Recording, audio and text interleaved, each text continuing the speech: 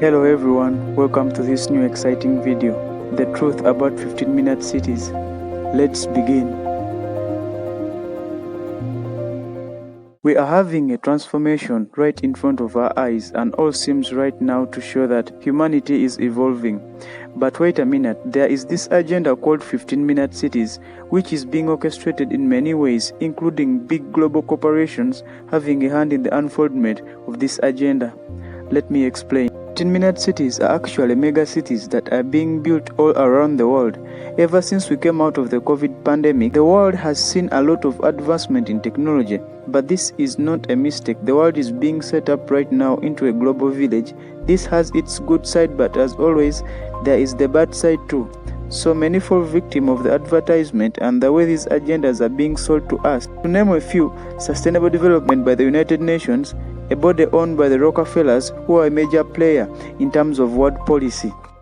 15-minute cities have many pros and cons, but let's look at each in order to reach a conclusion regarding this topic. The pros of 15-minute cities are summed up in only one statement: services are closer to us. But the danger lurks at the agenda and what they like humanity to go through in such a setting. The elites are planning on locking us in this 15-minute. Their main aim and agenda is to control humanity and enslave it in many ways, including digital IDs and a digital CBDC wallet, which means these cities are going to be under surveillance 24/7 with the help of our new player in the game, artificial intelligence. For further understanding of these 15-minute cities, let me use an analogy. Picture yourself in this big nice city. All roads are paved, beautiful street lights, big supermarkets and mega stores, and it only takes 15 minutes for you to acquire any basic necessity you need. It requires you not to move a lot because all services are closer to you. But wait a minute, we as humanity like so much this love of adventure, but why are we locked in these 15-minute cities? And that means they are controlling our freedom of movement.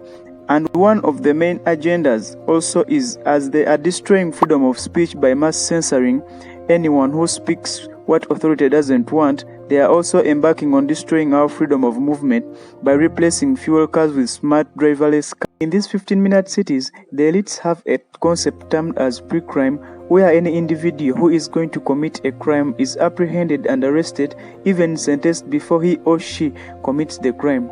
In order to reach this conclusion, they are planning on using social media within these communities to monitor and track every person, and via the use of algorithms paired with AI, so it will be AI deciding according to how it's coded if you are really going to commit the crime or not. When it comes to basic necessities, they are planning on building mega stores where many people will be able to buy anything they need, and in so doing, they will be able to control the food chain. And remember, whoever controls the food controls the people.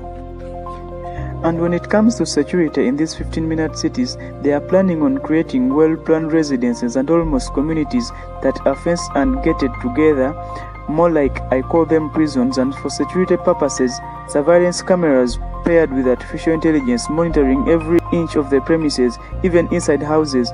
But if we could include the digital ID agenda, that means everyone will be monitored via a hive mind. That's what Mr. Free Speech guy Elon Musk wants. Imagine a world where they monitor every action, every thought an individual generates. This is the world they want to build for us. We have to say no to all of this because our freedoms and liberty are dying away. So the operation that is coming with this agenda needs to be shared with the world for humanity to understand the future that is being planned for us. We cannot let a few people at the top to dictate the lives of the many. We can work together and stop such forms of tyranny. As all these agendas are being orchestrated all around the world and sold to anyone in a different way, humanity still retains the right to decide the course of its future.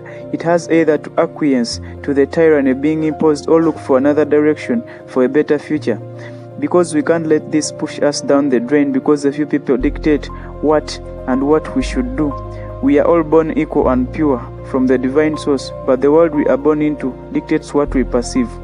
And if we change the way we perceive things, be it politics, economics, our religious systems, all of these most times bind us to a mind prison. And if our minds are bombarded with what we think is right without us looking further, we shall always be reared as cattle or goyim, as stated in the protocols of the elders of Zion.